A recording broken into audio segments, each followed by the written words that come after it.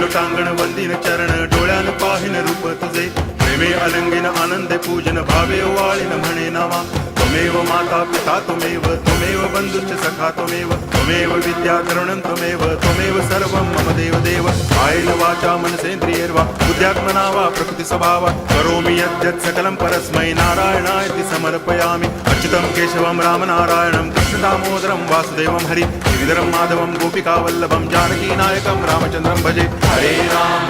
Ram